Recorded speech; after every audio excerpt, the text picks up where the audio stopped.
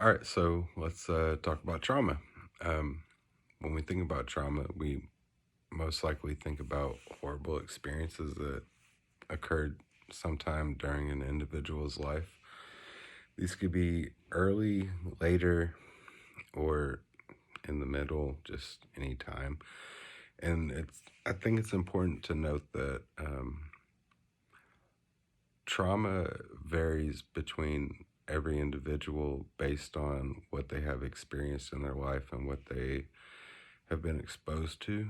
Some people might find something traumatizing, and I don't want to use the word calloused, but I would like to say that some people experience a lot of things before other people, and they're better adapted to a situation. Um, could be death of a parent, a sibling, a friend, a military member, or um, anything that just constantly disrupts their life and happiness. The truth is, we all carry these experiences with us, and they have lasting impacts on early childhood development, how we associate with our communities, emotional functioning, intimate relationships, and ultimately our family dynamic.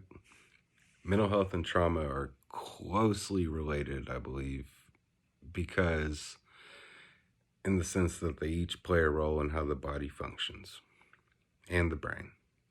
Brain development is much more than a story of biology.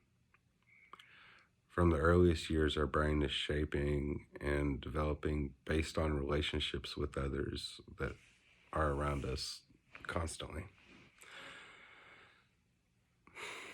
The long term impacts of abuse and neglect on children can change how they function in safe places or ordinary places. It's hard to distinguish once that is crossed, kind of like a ACEs score. A brain is adapted to survive in a threatening and abusive situation. Being brought up in an unpredictable world might not work so well in an ordinary environment. Like if a child goes to school and they're in a safe place, then they might not function just as well as they did in the unsafe place because they're constantly seeking a threat or looking out for a way to avoid it.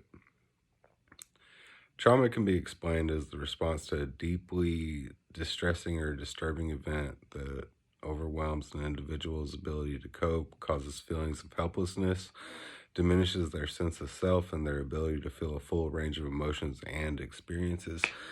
Some types of trauma can come from bullying, community violence, complex trauma, or events that are severe and pervasive, such as prolonged abuse or profound neglect, disasters like hurricanes, early childhood trauma, intimate partner violence, medical trauma, physical abuse.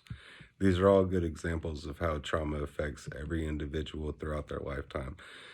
But children who have experienced complex trauma often have difficulty identifying, expressing, and managing emotions, and may have limited language or feelings. They often internalize or externalize stress reactions, and as a result, may experience significant depression, anxiety, or anger. If this trauma is not addressed, these will continue into adulthood. So, secondary trauma, which is interesting because I believe a lot of people can and might experience it throughout their life, is an emotional duress that results from an individual that hears about firsthand trauma experiences of another. So, when you experience somebody else's trauma and you empathize enough that you experience it yourself or you wonder why you couldn't fix it or anything of that nature, then these things come into play. Um, each year, more than 10 million children, maybe, possibly, experience this in the United States. and endure the trauma of abuse, violence, natural disasters, and any other adverse events. So, when we think about the trauma that everybody endures, we have to think about individuals and what their circumstances are, their family dynamics, their supports. Support probably plays a big role in how you process your trauma and if it's supported that you are traumatized. If nobody sees you as traumatized, then you're left alone on an island of sorts to figure your own emotions out. And if you don't think that those emotions are solvable, then nobody can help you, and you're left alone with your own thoughts.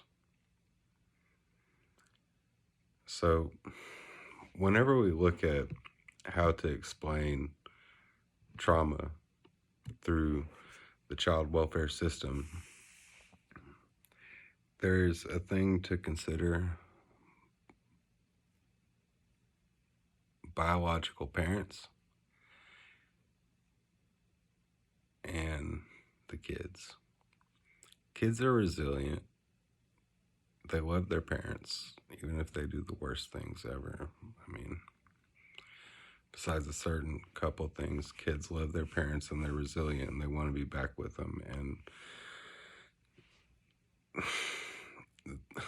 there's a certain layer of trauma when it comes to biological parents is I'm a failure. I lost my kids. I will no longer see them. Somebody has to come in and take them. And that's traumatizing to the parents. I'm not responsible. I'm not a good parent. I'm not a good anything. There's no requirement to being a parent. All you have to do is be a parent. You don't have to fill out an application. You don't have to do anything. You just have to be a parent. You have to have a kid and you're a parent. There's no requirements to it. And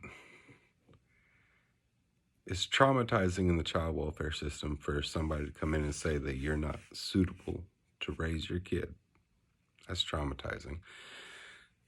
The other traumatizing aspect would be the siblings. It's hard being a foster parent. It's harder being a child welfare worker placing siblings. If there's 4 of you, if there's 3 of you, imagine if you got split up from your brother or sister because of nothing that you did. That's traumatizing. There isn't anything you could do.